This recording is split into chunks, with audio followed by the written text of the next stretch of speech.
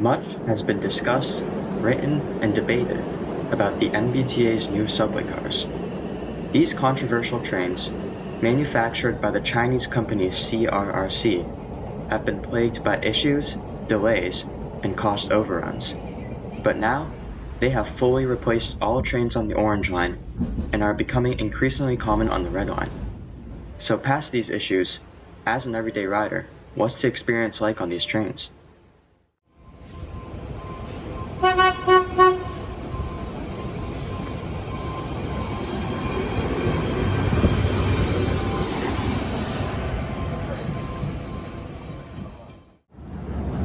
First, let's start with the exterior design. The front of these trains looks okay. It is black with orange or red accents depending on the line. In each corner, they have these 3 vertical lights. When in operation, these 3 lights are turned on both the front and rear ends. This makes it difficult to tell which end is the front and which end is the rear. It would have been nice if there were separate lights which were used for the front and the back. Other than that though, I don't have many problems with the design of the front. Now for the sides. These trains are made of very shiny stainless steel, and I love it. They give off a modern impression. I love how the destination displays, also present on the front and back, are so large and easy to read. On the bottom is the red or orange paint stripe.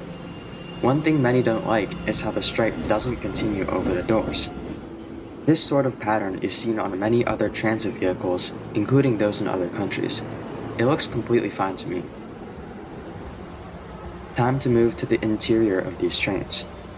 The handles and poles are yellow, and the seats match the color of the line. But one thing I certainly don't like is how the ends of Orange Line trains are painted yellow. They really should have painted them white like they did with the Red Line cars. Now for the seats. The seats on these trains are very controversial. On one hand, they are hard and many say they are not as comfortable as the old seats. On the other hand, they are much easier to clean. I personally prefer this new kind of seat, especially since subway trips are often quite short. I'd rather sit on these seats than the seats in old trains which have accumulated decades of dirt and grime without good cleaning. The one improvement I would make to the seats is to have them go up a little bit more, to give more support to your back. Other than that though, there's not much I have to complain about the seats. There are also wheelchair spaces and fold-down seats, which are a good improvement for accessibility. Moving on to the information display boards. In these cars, there are 2 types. One is the usual overhead display board, which only shows text. Then, there are these much more sophisticated LCD screens, which show the next stop, the connections including all the numbers of all the bus routes you could transfer to, as well as the same text which the overhead displays show.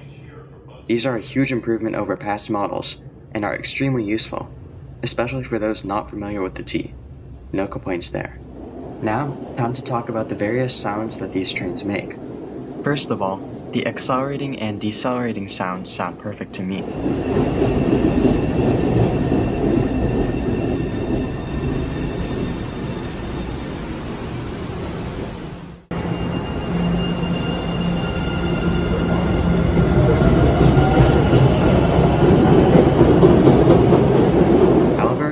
One thing I don't exactly love is the door chime.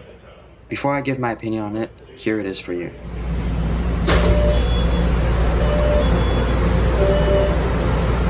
This is Davis. The destination of this train is Braintree.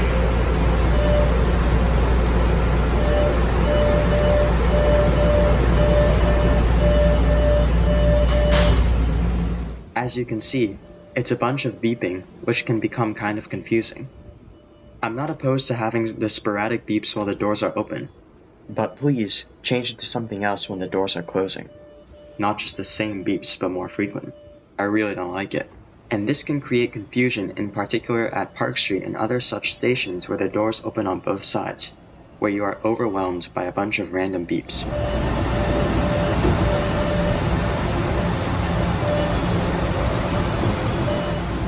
Now, time to look over the announcements. Before every announcement, this sound is played. After that, almost all announcements are done by Frank Oglesby. who has done pre-recorded announcements for the MBTA for a long time. Next stop, Davis. Doors will open on the left. Announcements other than the regular ones are done by an automated text-to-speech system. But there is one exception to this system which really bothers me. Here it is. Approaching Park Street. Doors will open on both sides. Change here for the Green Line, SL5, and bus connections. For elevator access, exit to the left of the center platform. As you can see, the last part of the announcement for trains approaching Park Street is done by an automated voice. Maybe the MBTA somehow forgot to pre-record this part. I have no idea what happened. But whatever the cause may be, we're stuck with this annoying voice change for as long as these cars are in service. One more thing I don't like about the announcements applies when trains are approaching any of the termini on the red or orange lines, with the exception of Ashmore. Approaching Dale Line. Doors will open on the left or right. Yes, that's right. The doors will open on the left or right. The reason for this is simple, and it makes sense. At these termini, there are 2 tracks on either side of an island platform, meaning the train could go to either side.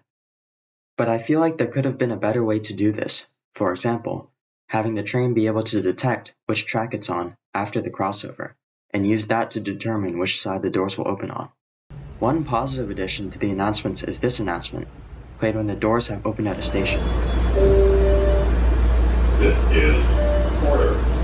The destination of this train is Braintree. This announcement is very helpful, informing passengers in the train where they are, and passengers on the platform where the train is headed.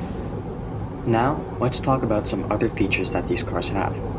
The doors are much wider, which is certainly a plus, allowing for increased accessibility and reduced dwell times. However, a big drawback of the CRRC cars is that they are not walk-through. Walk-through trains allow passengers to walk between cars through an open gangway. Walk-through trains are safer because they provide easier emergency exits. They also provide more capacity and are just much more comfortable overall. If there's someone having a coughing fit in your car, you can just walk to the next one. The MBTA really missed out on an opportunity for all these benefits.